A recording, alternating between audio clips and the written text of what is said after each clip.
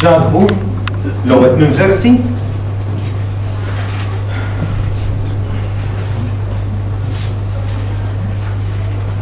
peress illum se nkellimkom fuq il-fenomenu tad-dubju, il-Kristjani jiddubita. U ġabu hawnhekk jindirizza anke din il-kwistjoni, il-problema.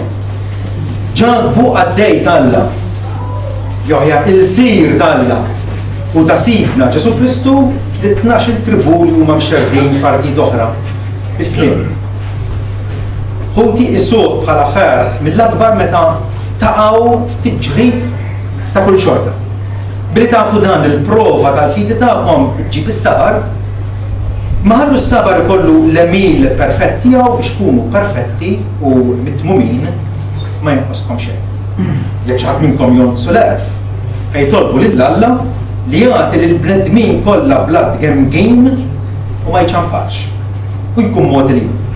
Ma jitlob il-fidi. Bla ma jkollu ebda dubju għax min ikun fid-dubju jiġbaħ mewġa tal-baħar immexxija mir-rieħ u mqalba. Ma jaħsibx dal-bniedem li se jaqla xi ħaġa mingħand il-mulej. Bniedem ta' żewġ timpuh mhuwiex sod f'kull ma jagħmel. Dal-aħħar irċevejt ittra mingħand persuna Kristjana u mal-qrajta ħsat u għad din ħieġa minn qalb ta' dil-persuna. Pero toħtu kol għalina il-kol. Wara tlabt permess minn għanda li naqrajilkom ħallin pruvaw nifmu tikkaħja li nafusna. Li trajtek bħalissa għaddej minn żmien ta' inċertezzi li qed iġeluni inħossni frustrata. Dan għal-fatt li nixtieq nemmen u nixtieq inħoss xi ħaġa ġewwa fija, xi tip ta' fidi. U ma nistax. Qed inħossni mħawda għax kif niġi biex naqra l-Bibja, qalbi bħal donna tifraħ u nsib wens fija, madankollu b'mod ġenerali tul il-ġurnata inħossni l-bogħod minn Alla. Mhux għax ma rridx insegwih jew għax inħossni konxja li qed nagħmel xi ħaġa kontra li rridu, għalkemm ovvjament nuqqasijiet hemm kemm trid, però mhux għax niddeċiedi li nagħmilhom jew mijeddi, imma xi ħorġu naturali u dan konxja minnhom u nixtieq nelibhom. Meta insib ruħi waħdi insiba diffiċli biex inħoss li jiena nemmen. Jiġu drabi bħal meta nħossni qisni nqajjem dubji dwar dak li hu fatt, anke riċerku kitbiet. Insiba qiebsa biex nemmen li Ġesu huwa Alla, mhux għax irid, mhux għax irrid jew b'supervja, imma mhux jirnexxieli nħossha konvinzjoni f'qalbi. Kliemu joġobni nħoss li tagħlimu jaqbel ma dak li jrid Alla. Allura nirraġuna li nirrikonoxxih bħala l-ikbar profeta u mgħallem. Madankollu ma nistax nirrikonoxxi il-fatt li Alla ġie f'sura ta' bniedem u dan iqajjem fiha ħafna taħwit. Għax minnaħa naħseb li nemmen kliemu imma li huwa Alla nnifsu ma nistax nifhimha u ma naħsibx li aċċettajtha f'qalbi. Qisni nipprova nissira biex nikkonvinċi l-moħħi u nħoss li din mhux il-fidi li nemmen b'moħħi għaliex aktarx milli b'qalbi, inħoss li kieku kelli mmut b'din il-fidi li għandi ma salvanix. U din qed tinkwetani ferm. Jaqbduni dwejja kbar meta nipprova nifhem u naċċetta l-kelma u anke prietki u ma kux nista'. Jiġuni wkoll dubji u mistoqsijiet bħal huwa vera li Ġesu biss jibda persuna. Għax hawn min ikollu hawn min ma jkollux il-Ġesu f'ħajtu u xorta jkollu paċi. Fil-verità, lanqas jien ma nista' nifhem li nnifsi, forsi jirnexxielek tifhimni int. Grazzi tal-ħin u skużani tal-jekk fqajtlek moħħok.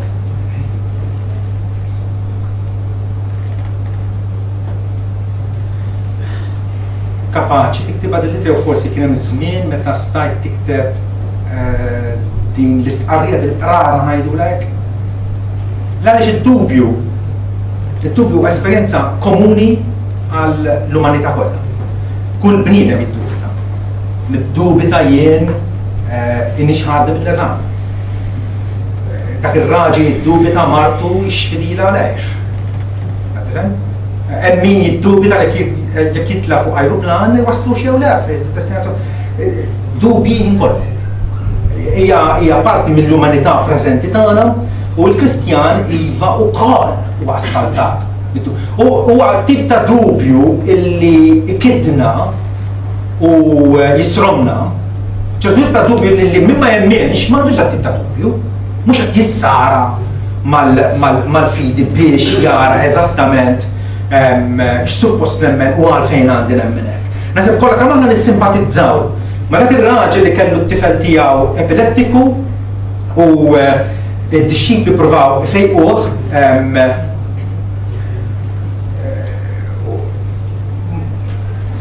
ma rnexxilhomx, fl-aħħar il-missier mar għand Ġesu innifsu u qal jekk tista' tagħmel xi ħaġa ikollok ħnina minna u għenna. Ġifieri anke f'din l-istqarrija hemm dubju. Qed imur għand Ġesu, qed jappella lil Ġesu, qed jaraf illi ħaddieħor ma rnexxilux. Imma jekk tista' tagħmel xi ħaġa ikollok ħnina minna u għenna. U Ġesu qallu jekk tista' temmen, kollox jista' jkun għal min jemmen. Allora Ġesu bil-ħlewwa ċanfru u qallu jekk, dik il-jekk hija żejda. Tifhem? Aħjar, wis aħjar kieku qallu mulej, int naf illi kapaċi tagħmel kollox u tħobb lill-bniedem. Ejni. Dan l-sir, ovvjament mifxu u mbikki. Għaja toqal bid-dmuħ nemmen mulejja. Int innuqqas ta' twemmin tiegħi.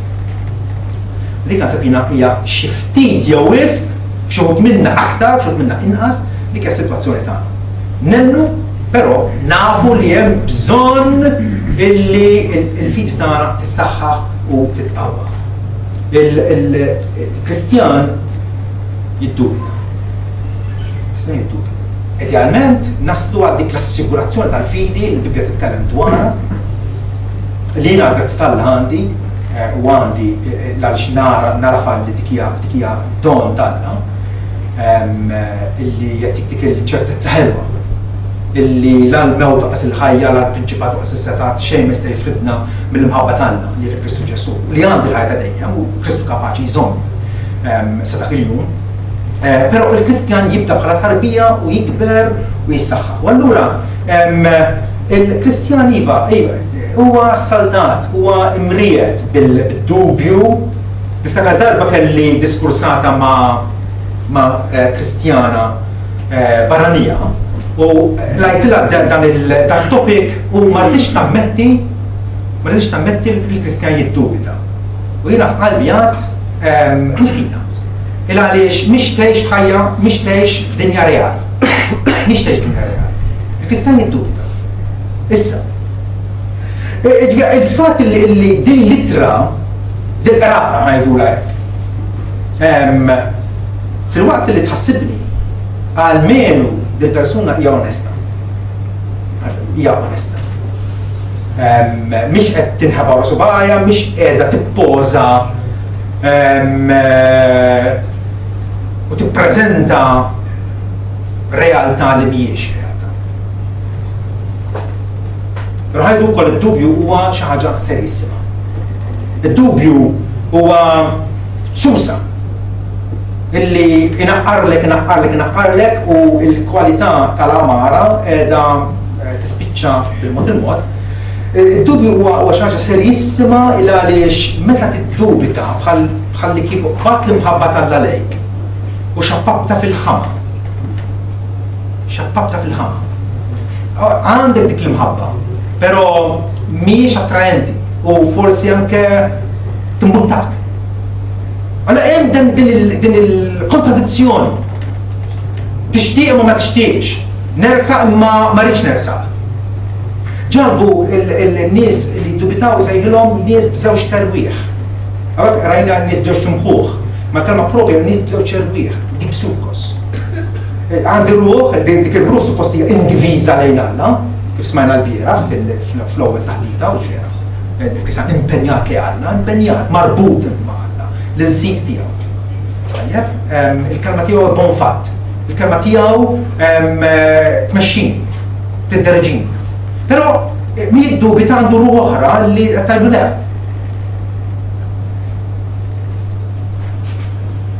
Id-dubju bħal ġebla ta' tfixkil, l-Ingliż ngħidu stumbling stone, miexi u ħatfixklek, ħataqa. Forsi terġa' tirbilja imma terġa' taqa'.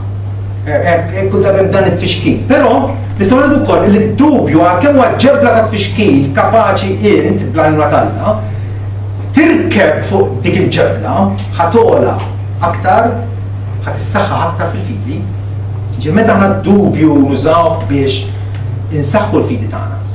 Meta d-dubju iġħelna ngħidu lill-Alla, saħħaħni, jiena dajf. Hemmhekk id-dubju kif naqraw fir-Rumani 8 vers 22, Alla kapaċi jaħdem kollox għal ġid ta' dawk li jħobbuh, dawk li ma sejrin skont il-għan tiegħu. Anke xi ħaġa ħażina illi iva ħansejħulha dnub. Għaliex ħansejħulha dnub? Għaliex meta inti tiddubita il-Alla qed twadda bit-tajn lejn ismu u qed tissuġġerixxi, mhux qed tgħidha direttament, ma qed tissuġġerixxi illi jista' jkun giddib. Ġonni għajda illi jekk aħna ma nilqgħux ix-xhieda tal-Alla nkunu qegħdin noħorġu ta' giddib. Issa meta tiddubita, allura qed tissuġġerixxi.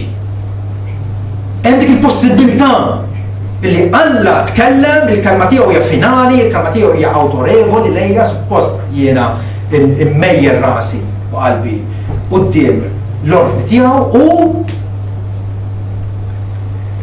qed ngħid li forsi hija mhijiex il-verità sħiħa. Dak it-tip. René Descartes, wieħed mill-filosofi tal-antik Franċiż, jgħid jekk trid tfittex għall-verità u neċessarju li almenu darba f'għumrok li tiġi f'perjodu f'għumrok illi tiddubita kemm jista' jkun kollox. U ieħor minnaħa tad-dinja Gautama Buddha jgħid iddubita kollox sib id-dawl tiegħek innifsek. Mela dawn il-filosofi u reliġjonisti qed jgħidulna li rridu kemm jista' jkun iddubitaw kollox. Jekk nieħdu l-parir tagħhom però rridu ndubitaw dak li qed jgħidulna huma wkoll. U allura jiena qed niddubita dak li qed jgħidli u allura ma nilqax dak li qed jgħid. Qed jikkontradixxu lilhom nfushom. Le, il-bniedem mhuwiex insejjaħ biex jiddubita kollox. Hemm ċerta fatti illi aħna nilqawhom u responsabbli nilqawhom. Responsabbli nilqawhom. U allura jekk aħna rridu insibu din id-duda minn fejn bdiet din Alla jitkellem u jien ma nilqax ix-xhieda tiegħu, jew jiena nibqa' nittutiba, nibqa' bejn ħaltejn, nibqa' ndeċiż x'għandi nagħmel, nibqa' niddubita. Mnejn bdiet din ħaġa? Bdiet fiġ-ġnien. Il-problemi kollha li qegħdin għaddejjin minnhom il-ġurnata bdew fil-ġnien. Meta x-xitan taħt għamla ta' sepp issuġġerixxa lil Eva. U qalilha tassew. U jiena ħanipprova nagħmel xejn iżjed drammata kif nimmaġina dan ix-xitan l-avversarju tagħha u l-għadu tal-bniedem. Kif prova jinsinwa ruħu fil-qalb ta' dil-mara. Tassew, illi Alla qal biex ma tiklux mis-siġar kollha tal-ġnien. Possibbli? Alla mhux daqstant ġenerus illi ħallilkom tiklu minn kull siġra tal-ġnien. Dak il-falenu, imħallat, bil-fin, hemmhekk beda d-dubju. Eva qaltlu mis-siġar ta' ġnien nistgħu nieklu, però s-siġra tan-nofs ma nistgħux la nieklu qas missuha għax dakinhar li missuha li nieklu minnha immutu. U x-xitan raġel rispondija le, żgur ma miktubx. X'Alla jaf? Illi dakinhar li intom tiklu minnha ssiru Alla bħalu tarfu t-tajb u l-ħażin. Alla jridkom taħt seba', jridkom ripressati. ma jċitikom il-libertà. Qed jibża li intom tkunu Allat bħalu. Alla biss jaf kollox huwa ċert minn kollox. Però Alla ħalaqna mhux bija tiegħu u tagħna tarif. Tagħna tarif. U dak it-tarif li ġej minn għandu bħala sors. Allu għas-sors, allu għal-lajn ta' kull verità, dik il-verità għandna responsabbli nilqawha. Responsabbli li nħadnuha u nħobbuha u nipprattikawa. Jekk intom tkomplu fil-kelma tiegħi, tkunu ta' bħal disċipli tiegħu tafu l-verità, hemm verità u hemm kitba. Il-verità ġej minn Alla, nilqaw, il-kitba ġej minn tax-xitan, niġbduha. Llum it-taħwit fil-qalb tagħna, il-konflitt li hemm bejn fidi u dubju, u appuntu minħabba li aħna għadna qegħdin ġorru dak il-package, dak il-żibel illi kien tagħna meta konvertejna u Alla qed jeħlisna minnu bil-mod jeħlisna minnu. Qed jurina x'in il-verità. Aktar minn x'in il-verità, aktar aħna warbu il-gidba tax-xitan. Ġifieri id-dubju huwa l-għodda tax-xitan biex inaqsilna l-konfidenza fil-kelma tagħna. Il-kelma tagħna illum hija miġbura fl-iskrittura mqazza. L-iskrittura mqazza kollha kemm hi u xejn ħlief l-iskrittura mqazza ma neħtieġu biex aħna nsiru nafu x'iri Alla minni. Inkwantu s-salvazzjoni ta' ruħi, inkwantu kif jiena ngħix u nġib ruħi, l-imġiba tiegħi. Hawn fil-kelma tagħna.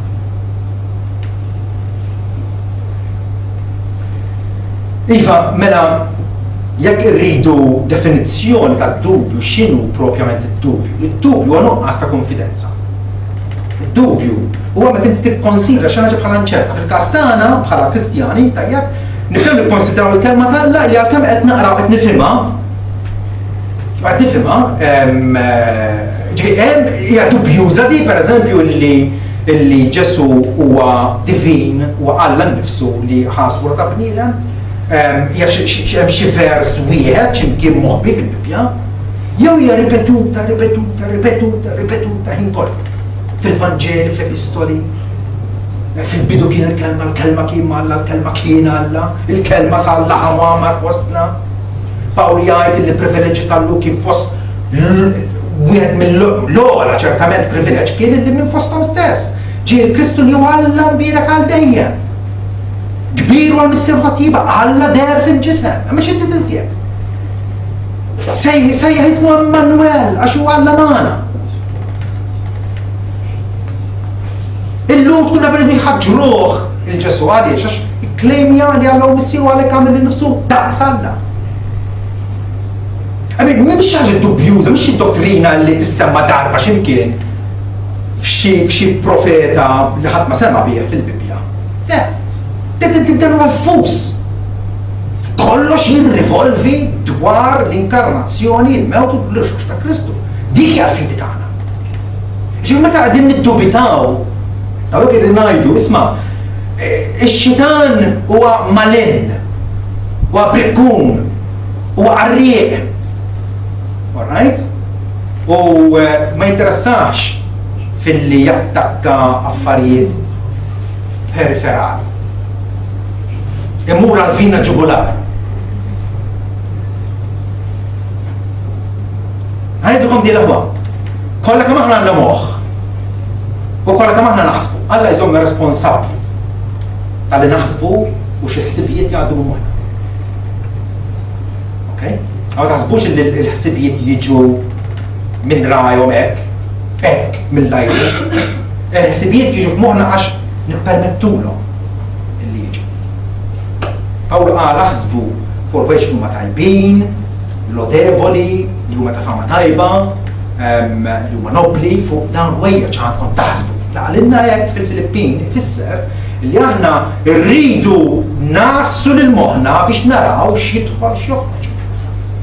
X'jidħol bħala ħsibijiet, x'joħroġ bħala diskors. Meta Zakkarija l-anġlu għallu li anke fi xwitek Elizabetta se jkollha tarbija u tkun il-ferħ ta' ħafna nies. Zakkarija għallu kif ikun dan? U Gabriel għallu tal-ma menġ klimi u ċoj dubitajni, sa tkun imbikka, sa kem il-kelma li għatlek is-seħ. U appuntu meta mbagħad twieled Ġwanni Battista, Zakkarija mbagħad inħall il-żienu u raġaw tkellem. Alla taraw anke minn din l-istorja ma jħux pjaċir bid-dubji tagħni. Mhix xi ħaġa illi nistgħu nħalluha tgerrem u tnaqqar u ssewwes ir-ruħ tagħna. Idu nittakiljaw bħala xi ħaġa urġenti u serjissima. Aħna meta niddubitaw ħafna drabi il-għaliex nħallu l-raġuni fjakka tagħna, għala tagħna raġuni u hija don sabiħ, li kapaċi nirraġunaw. U kapaċi nafu x'nija loġika. Tajjeb? Però ola mill-loġika hemm Alla. Ola mill-raġuni hemm Alla. Alla tabħa jappella r-raġuni tagħna. Ejju nirraġunaw flimkien jgħidilna fi Żajja. Għalkemm dubiekom ma' ħomor bħall-iskarlat bħal-sufis. Alla jappella. Ġesu meta preżenta l-nifsu ħaj wara x-xox tiegħu għalilhom missuni wara. Qed jappella għalhom għal-vista, għal-smieħ, għal-ħass, jħossuh. Però ir-realtà ma tiqafx hemm. Ir-realtà ma tiqafx b'dak jara għajnejna u jisimgħu id-dnejna. Alla jgħidilna x'inhu veru. Alla jgħidilna x'inhu veru. Alla waqqa ċajt il-dawk li huma orrif jew li jgħodu nfushom bħala orrif. Semmejtilkom tnejn. René Descartes u Gautama Buddha. U hemm għexieren u mijiet oħra li jgħodu nfushom bħala orrif. Illi tant huma l-bogħod mill-verità tagħna. Meta ngħidu nemmen falla, nemmen jiena nafdajla. Jiena nafdajla. Għam jekk inti qed tiddubita li Ġesu Kristu l-identità tiegħu u wiex vera Alla jew le. Jekk inti ħadd warab minnu, għand ma ħadmur. Għand ma ħadmur. Għal inti tħossok dajfa u tħossok debboli u taf li għandek bżonn refuġju u taf li għandek bżonn li xi ħadd biex jirrappreżentak din il-missier li mħallef tas-sama l-għar. Għamil jekk inti ħadd għand ma ħadmur. Għal Pietru bil-ġufijiet kollha tiegħu għalmenu wasal għal dik konklużjoni mhux għand min immorru. Int għandek il-kliem tal-ħata dejja. Għandna narfu bħala Kristjani u għalhekk aħna Kristjani il għaliex smajna mill-kelma ta' Kristu. Smajna mill-kelma ta' Kristu. Għallu għalfin hija nafdar falla imqarmet tal-pjan tiegħu u kontra r-raġuni u kontra l-esperjenza. Żewġ eżempji żgħar. Meta Abraham il-Bibja tal-dik ċab, Alla kellem l-Abraham, u Abraham kien jaf li huwa Alla, mhux xi ħolma din, mhux xi illużjoni, mhux xi ħaġa li forsi fenna fina, kellu xemxata u beda jimmaġina li kien Alla. Alla kellem l-Abraham, għabat il-liblek, dak li belin titħobb, u mur offri bħala sakrifiċċju fuq il-muntanja li senurik. U Abraham kien jaf li dak huwa l-leħen ta' Alla. Laħdi fil-ħodu għabat il-ħmar, għabat il-tifel u ten. Dak huwa lafda issa. Il-problema kienet din. Abraham irċiva weda minn għand Alla, dak it-tifel li antik Iżak. Għallu bieħ, ħantik nisel, kbir daqs il-kwika tas-sema daqs il-ramel li fuq ix-xatt tal-baħar. U għalla qed jgħidu issa xi ħaġa kontra r-raġuni, kontra l-loġika, mur u offri sakrifiċċju. Abraham għaraf illi ola minn raġuni għal-kemm ma setax jifhem kif u x'qatta, xorta waħda fada falla. Għaliex hija l-kelma tal-Alla suprema. Il-kelma tal-Alla hija suprema. Il-kelma tal-Alla fuqha m'hemm xejn u ħadd. Eżempju ieħor l-Apostlu Pawlu spiċċa f'Korintu. Korintu kienet il-fossa tal-immoralità u l-idolatrija ta' iż-żmien. Ir-ġiel kienu jibżgħu mmorru Korintu għax kienu jispiċċaw ħażin. Mhix ngħidilkom iżjed. U qiegħed hemmhekk u da Pawlu baqa' sieket ma jistax jiġbor kuraġġ biżżejjed biex jibda jprieka. U Ġesu derlu bil-lej għallu tiskoċ Pawlu, tibqax sieket Pawlu. Għax jiena miegħek. Tkellem għax għandi ħafna nies f'din il-belt. U Pawlu, kontra kull evidenza, meta għandek nies li huma moħlija fid-dnub, ikkatenati mal-vizzju, beda jxandar l-Evanġelu. U għalla onora dik il-fidi. Onora dik il-fidi. Issa. Ġesu għallu wkoll jien ħankun miegħek. Jien ħankun miegħek. Kompli għara l-istorja fl-Atti 18, immedjatament wara l-qallu hekk x'ġara, illum arrestawh, tellgħu l-qorti quddiem il-prokonslu Gallion, jakkużawh li hu ġie jaqleb id-dija ta' fuq. Għedin nifmu, jien miegħek, l-evidenza ma turinx li inti miegħek Ġesu. Imma xorta waħda Pawlu kien konvint anke kontra l-evidenza li Ġesu kien. Ġesu attwalment kimja. Attwalment kimja. Meta ngħidu il-fidi hija li aħna akkosta kollox. Naftaħna. Issa dubju però jeqret il-ħajja u l-vitalità spirituali tagħna, jeqretha. Inawwera, ġabu ipoġġi il-subaj fuq il-ferita meta jibda l-ittra tiegħu ittra ta' tagħlim prattiku għal-ħajja. Jekk inti ħad tipprova tgħix għal Ġesu Kristu bid-dubju mhux ħenexxielek. Mhux ħenexxielek. Wallu jittekki jaf l-ewwel ħaġa. Jekk xi ħadd noqsu nerf ħajtolbu l-Alla li jagħti l-bnedmin blood game u ma jċanfax inkun moti li ma jitlob bil-fidi. ħajtlob bil-fidi. Issa għak għandna problema. Jekk jien qed niddubita, il-faqqa subajr jitlob bil-fidi, kif tiġi il-fidi? Kif minn dubju naqliba fidi u fiduċja f'Alla? Hemm mod wieħed. Ir-rimedju għad-dubju, mod wieħed. Illi inti timmarina ruħek fil-kelma tagħna. Illi inti todos fil-kelma tagħna. U tant todos fija li jekk taqta' sabak. Fl-qudiem joħroġ vers mill-Bibja. Hemmhekk għandek il-garanzija li ma tiddubitax. Għax inti qed tgħum fil-Bibja. U taf il-Bibja hija ħajtek. Taf li hija l-kelma Mose għalilhom lil-Lut, għalilhom dak li qed ngħidilkom li mhux xi kelma fierha, din hija ħajjitkom. Isimgħuha biex tgħixu. Ir-rimedju għad-dubju huwa l-immarinar ta' qalbna, ta' moħħna fl-Iskrittura. Il-fidi tiġi mis-smieħ u smieħ bil-kelma ta' Kristu. Sempliċi daqshekk, m'hemmx abrakadabra, m'hemmx di ħadd subajk u ħassir issa il-manigold fil-fidi champion illi ma tiddubi ta' qatt. Dan huwa proċess li Alla jgħaddina minn wara dik id-disfatta il waqajna fija, illi preferejna l-gidba tax-xitan. Issa qed jitrenjana, qed iħarġilna u id-dnejna u qalbna biex kelmtu tkun aħsen għalina, ħelwa fuq fomna. Tista' tkun ukoll morra f'qalbna għaliex ġelna mbagħtu, ġelna nħallsu prezz, iva. U hekk ġraw Ġeremija. Ġeremija illa għallu jiena sibt kenta u blajta u kienet lena u laxqa ta' ruħi.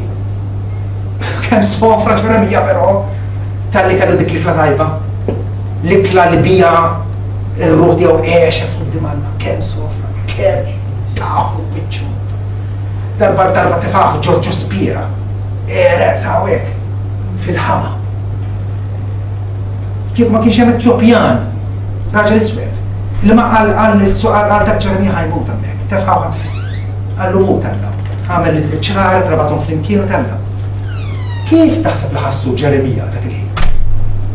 Meta forsi ma nafx kemm il-lejl qatta fil-ħmieġ, miġħud, imwarra, abbandonat minn kulħadd. Kif taħsbu li ħassu? Ġeremija kellu fidi. Issa din il-persuna tajt li ma nistax inħoss il-fidi. Dan huwa l-isbal maġġul li għamlu ħafna.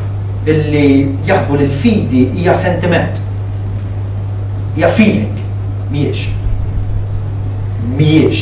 Il-fidi tirriżulta ħafna sentimenti ta' ferħ, ta' għena, ta' paċi. Ukoll ta' uġieħ, u ta' simpatija, u ta' modrija għal ħaddieħor. Il-fidi tagħtina vista totalment differenti fuq il-ħajja. Però nassigurakom li Ġeremija ma ħassux tajjeb meta kien fl-ispira, marra fil-ħama, ma ħassux tajjeb. Ma l-fiduċja tiegħu baqgħet falla.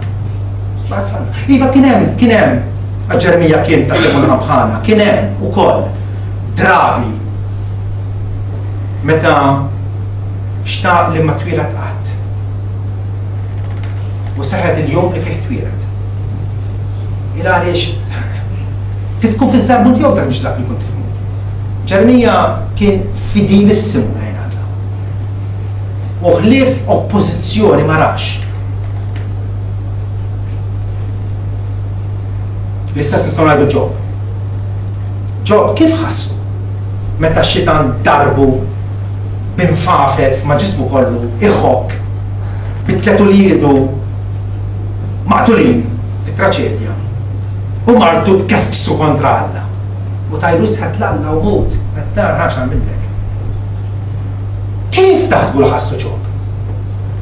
Ġob ma sibx ħassu tajja. Pero kellu fidi, u skur li kellu fidi. Rix minn ġufommi. Sena ġambur, mulejtan, mulejħani. Imbir kun dejjem isem mulej. Dejjem. Dik Alla ma jinbidilx, kentu ma tinbidilx, il-sentimenti tiegħi jinbidlu. U kun jinkollu bħat-temp. Il-temp għak ikun gris, tuġana nasi jena, x'ma jinbidilx il-sentimenti. U kif il-ħosni. Dik miex fidi, skużaw, miex fidi. Il-fidi jiena qed nifhem x'qed jgħid Alla hawnhekk. U dik li l-aħħa. Dik li għandi bżonn għar-ruħ tiegħi. U ħanejx fuqha.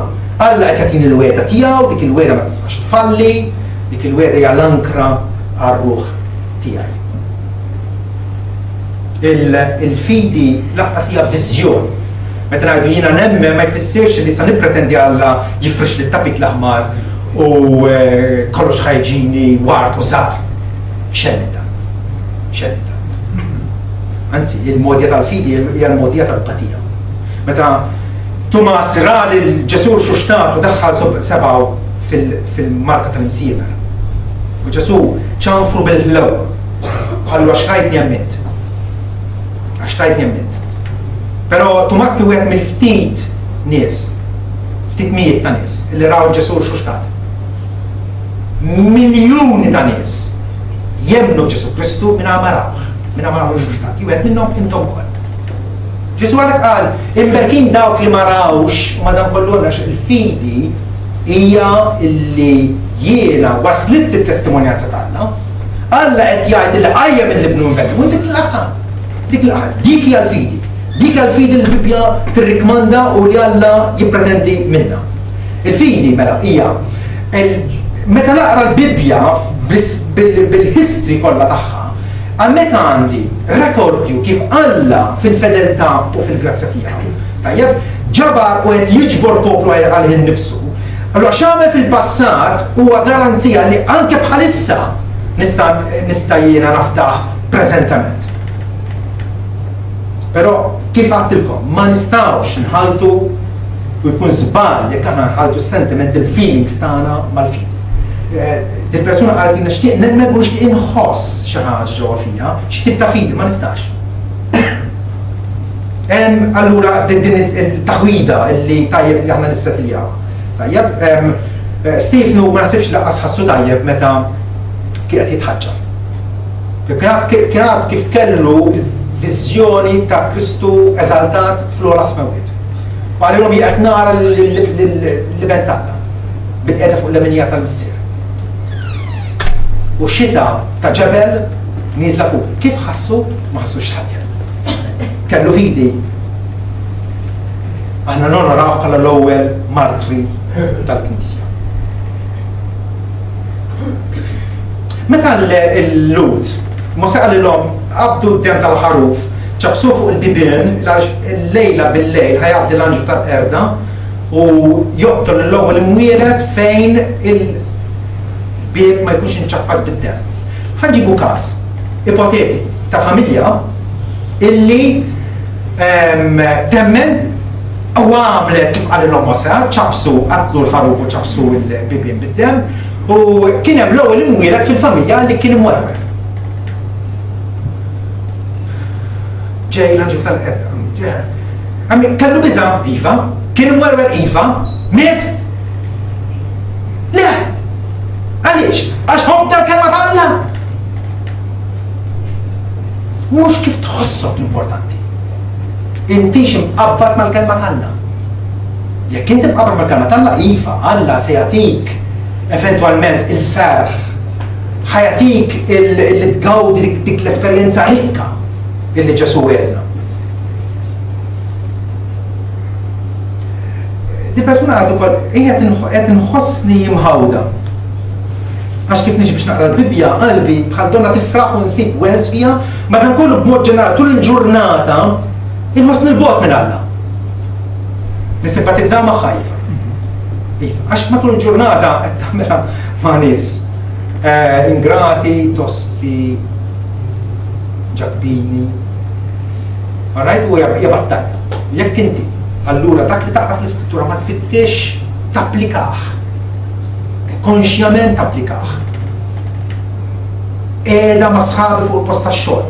Ħsibhom biex ikunu morali, ħsibhom biex jiġġabbinaw xulxin, ħsibhom biex jiskartaw. Il-tentazzjoni hija kontinwa li tagħmel bħal. Kontinwa. U allura meta tajt ħossni il-bot minn Alla, nispera li mhux għax qed iġġibru bħal l-infidi. Dak li naqraw mill-iskrittura ma jagħmilna ebda ġid jekk ma napplikawx. Jidu napplikawh. Ħama toħroġ ebda kelma ħażina minn fomkom imma dik li hija tajba li tagħmel il-ġid dik allura jiena dak it-tip ta' lingwaġġ irid jiena nuża fuq il-post tax-xogħol, u mhux ieħor fuq il-post tax-xogħol mal-familja kullum kien. Ġifieri hija l-kelma tal-Alla li hija musbiħa riġlejn. Dawl għal-modija tiegħi il-ħanġorra miegħi. Għafu li mhix naqra, għafu li m'għandix il-pocket Gideon Bible fil-punt. Imma qed inġorra miegħi f'qalbi. Konxjament qiegħed infassal ħajti fuqha. Di persuna għadu jiġu drabi bħal meta nħossni qisni għajjem dubji dwar dak li fatt anke riċerki u kitbiet. Skont kif noħdu għawek, għallax ħafna nies il-fidi tagħhom jassumuha. Twildu u talmu xi ħaġa dwar il-fidi nisranija, jemnu fal-Trinità jew jemnu fal-Trinità, jemnu Ġesu twilet minn Marja Verġini, għaxa perfetta. Għandhom ċerta, ma dik il-fidi assumewa għax irċivewa ma ħalibhom pratikament. Twildu trabbew bija. Meta għek tajdi, jiena drabi ġinu ħosba għajjem dubji, naħseb tant l-aħjar, fis-sens li jekk inti għawek tfisser illi tixtiet il-fidi tistħarriġa, mux sempliċi ma ta' smajt minn għand ħaddieħor, imma rridin ninvestiga dik tajba. Jalla kollha kemm aħna nkunu hekk. Għandna il-każ famuż ta' Pawlu u Kusina. Pawlu qed jispjega fis-sinagoga qed ifissrilhom, tajjeb. In-nies ta' Berea li semgħuh marru u studjaw l-iskrittura kull jum biex jaraw dak kienx Pawlu, dak li qal Pawlu x'minnu jew le. Luqa jsejħilhom nies ta' moħħ mod nobli, ifaħħarhom, hekk irid tkun. Illi tismagħha anke minn għandi qabel ma tinvestiga u tajt iva, mela issa qed nara. Hekk hija l-kelma tal-Alla. Meta tinvestiga dik il-fidi tiegħek se tkun saħħaħta. Ma kollox huwa l-attitudni, jekk inti bl-attitudni tiegħek qed tajt qed tisma' l-verità. U qed titfittax ix-xara fl-aġina, u kull darba tikkavilla, قد كل darba tara kif ħataqla l-iskużi, qed kull darba tara kif ħatikritika. Mhux ħadd. Mhux ħadd. Marija kellha l-kuraġġ illi issaqsih l-anġlu. Kif se jkun darba jien ma nafx ħaġa? Inti qed tgħidli ħarġ qiegħda, għadni verġi. Ma nafx ħaġa. Kif ħajkun dan? Marija talbet aktar informazzjoni. L-anġlu ta' aktar informazzjoni, għax kien fehem dik l-informazzjoni li ta' l-anġlu. L-qawwa tal-oli tattika. Talbet aktar tarif, l-anġlu ta' aktar tarif, Marija fl-aħħar qalet hawn jaqgħet għamulej ħajkun minni skont kelmtek, għax int wassalt li l-kelma tal-Alla. Allura iva, il-fidi tagħna jeħtieġ li aħna nkunu nafu x'nemmnu u għaliex nemmnu. Il-ktieb li suġġerijtilkom il-ġimgħa l-oħra qed jaqrah issa wieħed minnha. Fantastiku.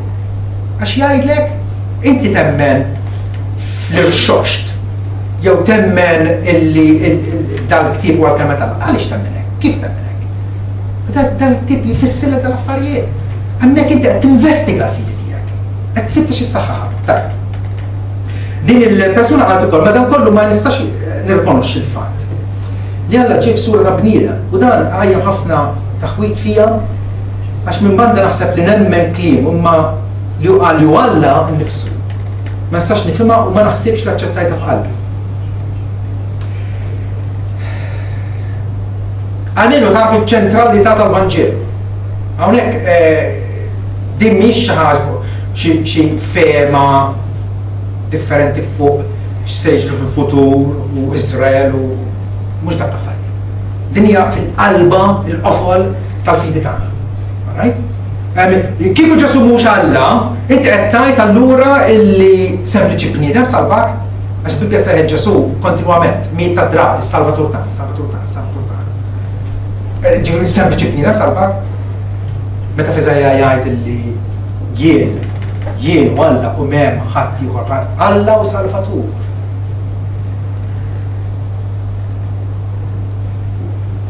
Għadha boħra, il-fatt li aħna tallimna minn il-ġenituri tagħna li Ġesu huwa Alla li ben. Għajjeb li twieq mill-Verġi Marija. Irridu nistudjaw, irridu imbaħħu lubna fil-kelma. Altrimenti dubju se jibqa' hemmhekk. Ovvjament meta ngħidu Alla illi ħa ġisem uman wara Ġesu huwa kemm Alla perfett kif ukoll bniedem perfett. Ma nistax nispjegawha. Ma jfissirx mhux vera. Ma nistax nispjega r-ried minn fejn jiġi u fejn sejjer. Imma hekk hu. Tiġi. Ma nistax nispjega kif baqra kannella tiekol ħaxix aħdar u tagħmel ħalib abjad. Imma hekk hu. Ħafna affarijiet ma nistax nispjegawhom, però ma jfissirx mhux vera.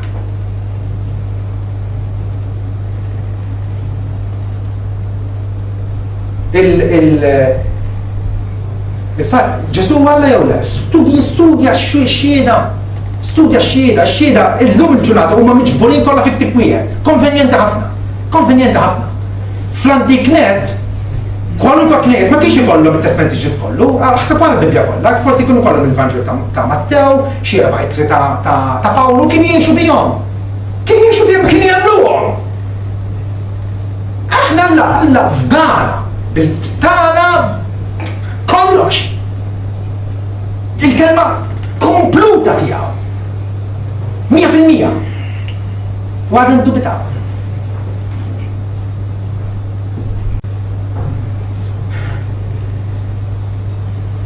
Ġieli kien hawn nies qalu li ma Ġesu biss salvana minnkom stess. Tajb is-salsi. Ġesu biss persuna. Ġesu jgħid. Dak kollha ġew qabli huma ħallilinu briganti. Jienu għall-bib. Kwejt jidħol minni salva, jidħol joħroġ jsib il-mera. Il-ħallil ma jiġix li biex joqtol jeqret jiddestruġġi.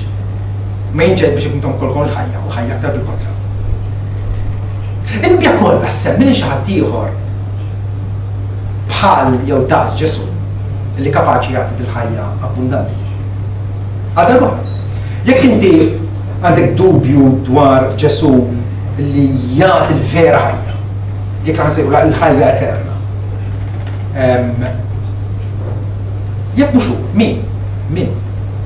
Għax nafu li għandna nuqqas, għandna bżonn li nkunu sewwa malla, għandna bżonn li narfu nimxu fit-triq li jrid Alla għalina.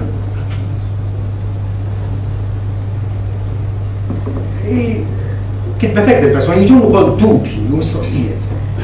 Bħal veru Ġesu biss jibda l-persuna għax hawn min ma jkollux il-Ġesu f'ħajtu u xorta jkollu l-paċi.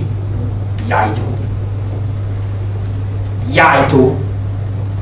Kemm hawn nies mitlufa li jgħidu ma jqosni xi għandi l-paċi, għandi l-flus, għandi s-sigurtà, għandi s-saħħa. Jgħidu huma. Però Alla mhux darbtejn fi Żajja jgħid. M'hemmx slim għal ħsiena. Is-sinna dak għasla. Jew tieqaf hemmhekk u tajt għal ħsiena m'hemmx slim. Ġesu qal nagħtikom is-slim mhux bħalma tagħti id-dinja nagħtih jien. Tħallux qalbkom titħawwad. Afdaw fija. Intom tafdaw fal-afdaw fija wkoll. Jew merdik, jew tħares b'għajnejk u tisma' l-gideb tan-nies u l-claims tan-nies li jgħidu għaddej minn Ġesu Kristu u għaddej tajjeb u għandi slim u ma jqosni xejn, imma ħademmen. Hija sempliċi daqshekk. Finalment, dil-persuna qalet fil-verità lanqas jien ma nista' nifhem lil nnifsi, forsi jien nexxielek tifhimni inti. Le, ma nifhmikx. Ma nifhmikx u possibbli nifhmek. Waqqas nifhem lil nnifsi. Kemm nixtieq li jiena aktar effettiv għal Alla, kemm nixtieq.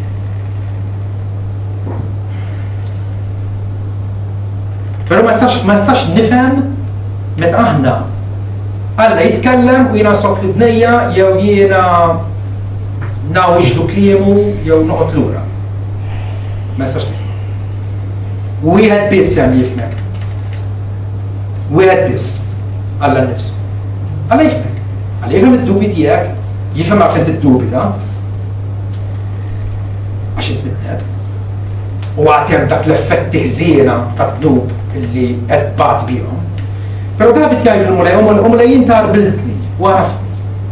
Taf meta noqgħod bil-qiegħda, taf meta nqum, taf ħsibijieti mid-bogħod. Int taraf il-mixi tiegħi, waqfien tiegħi, int taf tajb traqati kollha. It-traqat bil-pass, it-traqat fil-kulturi ta' moħħi, Alla jafu. Mela min kapaċi jirriżolvi dat-dubju? Min kapaċi joqtol dat-dragun li tant jerrielna ħajjitna? Alla nnifsu. Alla waħdu. U għalhekk, apparti li timmarina ruħek fil-kelma tagħha, itlob il-Alla bħalma dak ir-raġel jekk tista' tgħinna ikollokna minna, ibdilha daqsxejn imma. Għajt mulej, jiena nemmen fik. Taf li moħħi huwa mħawwad, taf li nixtieq navvanza quddiem, qisni mwaħħal, aqlani int. Mexxini l-quddiem inti. Iċċarali ħsibijieti. Ħanaraf kelmtek li nifhimha biex nilqaħħa. Bla ebda protesti. Talb. Ġabu jidilna jekk xi ħadd joqsu l-għarf, ħejtlob il-Alla Alla jagħtihulu. Minn hawn ma jċanfru, Alla ġenerus. Jaf li inti trappu l-miet, jaf li inti dgħajfa, jaf li inti deboli, fittax inħebba fih. U dina sabina wkoll hija l-raġuni għala ħafna Kristjani llum huwa enemiċi fil-fidi tagħhom. Jemnu ma pratikament, x'differenza dija? Poġġi tal-Kristjan ma ġemp bniedem Mr. Nice Guy. U hemm differenza bejniethom. Għax il-fidi ta' dan mhijiex eżerċitata. Qed joħodha for granted, mhijiex imħaddma. Mhijiex beruqa fil-kelma tal-Alla. Mhux qiegħed jissupplika lill-Alla biex Alla mid-ġufija tiegħu joħroġ il-qawwa. Min jgħix fil-ken tal-ola, jammar għad-delta dak li sta kollox, jien ngħid il-mulej, inti l-ken il-fortizza tiegħi, Alla tiegħi, fik nittama jien. Walla rridu nżuna fuq aħjar. Rridu nżuna fuq aħjar. Meta ngħid nżuna fuq aħjar, irridu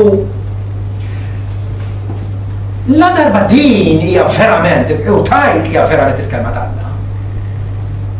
Kif ma tiddedikax kull jum ħin speċjali li inti taqdef fiha, bis-serjetà. Ma stax nifhimha jiena. Għalhekk il-persuna qed ngħidilha ma nifhmekx, ma nifhimkomx, laqas nifhem lil nifsi. Għax hekk verament dak li qegħdin ngħidu huwa veru u huwa veru. Allura aħna nies inkonsistenti.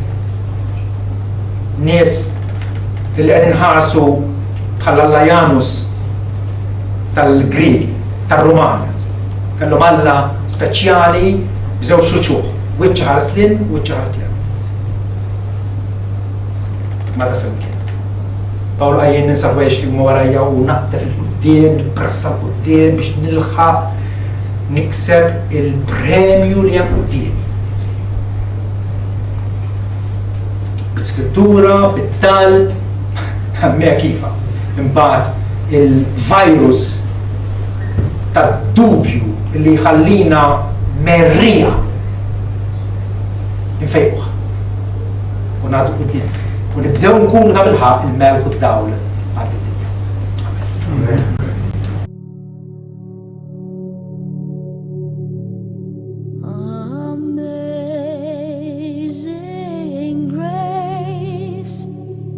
Sweet the sound that said